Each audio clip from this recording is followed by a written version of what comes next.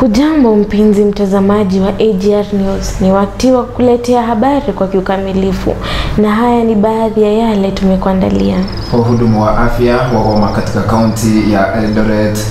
Familia moja omba haki baada ya kijana wao kupoteza maisha Voi.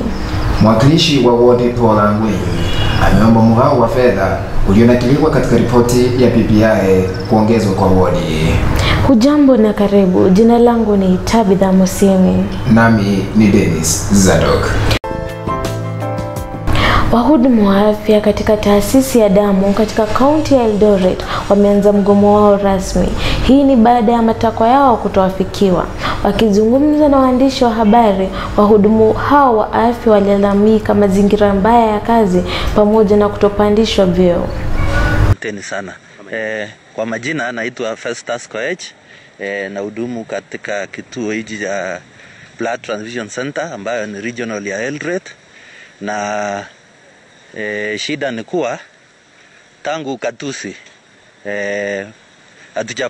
hatujapewa promotion. Kuna wenzetu wamekaa karibu miaka 15 na hawajawahi promotiwa.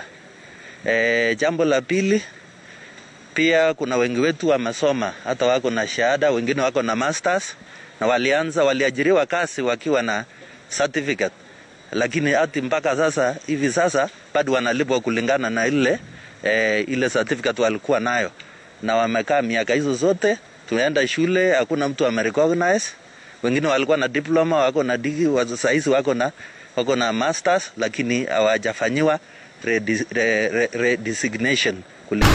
Waendeshaji wa magari ya teksi za mtandao katika kaunti ya Mombasa wanalalamikia mazingira mabaya wanayoifanyia kazi.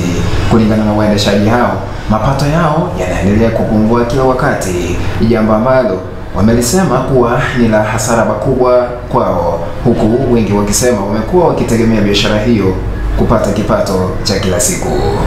Kwa ajili ya kwamba tumekuwa tunafanya kazi na tukifanya kazi kama kitambo awali tulikuwa tunafanya kazi na tunapata kitu cha kupeleka nyumbani jioni.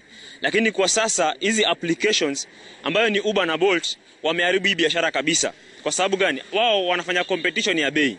Wanafanya kushukisha bei badala ya kuwa kwamba bei istant pale ilikuwa kama kitambo, tukitoka hapa tukienda town kwa mfano unapeleka ni 1000, kwa sasa ni shilingi 200. Sasa shilingi 200 kutoka katika 1000 inaenda baka 200, inakuwa ni dhuluma kwetu kama madereva. Mafuta yanazidi kupanda bei kila siku, kila kitu kinapanda bei kama uchumi wa Kenya jinsi ulivyo. Lakini hizi application manake ni za foreign application kutoka nje, hawasikizi. Tumejaribu kuongea na wao, lakini kwa kusema kweli hawezi wakatusikiza. Na ndio maana yake tumesema ya kwamba we are going to use only local applications. Local application ambazo za Kenya, wao tunasema ya kwamba tunanunua Kenya, tunajenga Kenya. We are tired as Kenyans to be used by foreign people. Familia moja katika eneo la Mazeras katika eneo bunge la Voi, kaunti ya Taita Taveta, wanataka haki itendeke. Hii ni baada ya kijana wao wa umri wa miaka 28 kupatikana amekufa kando ya barabara moja eneo hilo. Wanafamilia hao wanasema mwili wa Crispus Mkunguzi ulipatikana kando ya barabara na inadaiwa alipigwa baada ya kupatikana akikiuka sheria za kafyu zilizowekwa na rais. Vile ukaguzi wa maiti ulionyesha kuwa alipigwa na kifaa butu na kusababisha kifo chake. So hatusemi kuwa eti labda ni afisa wa usalama amefanya kitendo hiki, but as per the postmortem inasemekana ya kwamba those the weapons that have been used in the murder of this young man zinalingana na nyuma ya bunduki na viatu. Twaomba serikali ichunguze jambo hili. Mwakilishi wa wodi ya Sensi katika kaunti ya Kisii Polangwe ameomba mgao wa fedha ulionakiliwa katika ripoti ya PPI kuongezwa kutoka 5% hadi 15% kwa wodi ilikuwa za manufaa kwa wananchi katika kiwango cha wodi. Aidha, mwakilishi huyo alisema kuwa ikiwa maeneo bunge yataongezwa katika nchi ya Kenya chinzi ripoti hiyo ya PPI inavyopendekeza, nchi ya Kenya itazidi kuongeza kiwango cha mkopo kutoka nchi za ughaibuni kwa minajili ya kuikita hitaji la bajeti itakayoongezeka. So what we are proposing is that we need an increment of this money from 5% to a minimum of 15%. Why? The ward is the lowest unit of development. Yes. That is one proposal. There should be an increment from 5% to 10% to 15%, not 10%, 15% as minimum. Exactly. You got it?